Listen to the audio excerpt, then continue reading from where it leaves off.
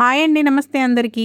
Welcome to our channel Arabic తెలుసుకుందాం తెలుగులో. ఈరోజు వీడియోలో నేనైతే కొన్ని ఫ్రూట్స్ నేమ్స్ అంటే పండ్ల పేర్లు అరబిక్లో చెప్పడం జరిగింది. అవేంటో ఈ వీడియోలో చూసేద్దాం.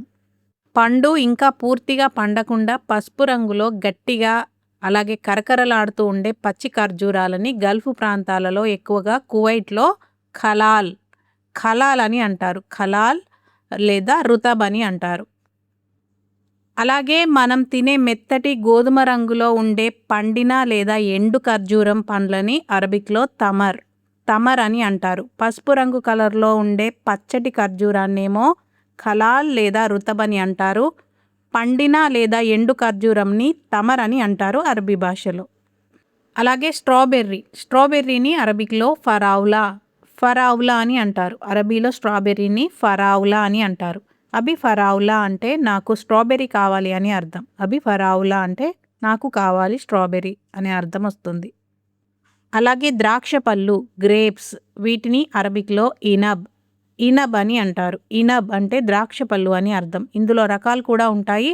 నల్ల ద్రాక్షని అరబిక్లో ఇనబ్ అస్వద్ అని అంటారు. అలాగే ఎర్ర ద్రాక్షని ఇనబ్ అహ్మర్ అని అంటారు. ఆకుపచ్చ కలర్లో ఉండే ద్రాక్ష పళ్ళని ఇనబ్ అఖ్దర్ అని అంటారు. అస్వద్ అంటే నలుపు రంగు, అహ్మర్ అంటే ఎరుపు రంగు, అఖ్దర్ అంటే ఆకుపచ్చ రంగు అని అర్థం. అరటిపండు బనానా, దీన్ని అరబిక్లో మౌజ్ అని అంటారు. మౌజ్ అంటే అరటిపండు అని అర్థం. అరబిక్లో అరటిపండుని మౌజ్ అని అంటారు. నారింజ ఆరెంజ్, దీన్ని అరబిక్లో బుర్తుగాల్ అని అంటారు. ఆరెంజ్ని అరబిక్లో బుర్తుగాల్ అని అంటారు.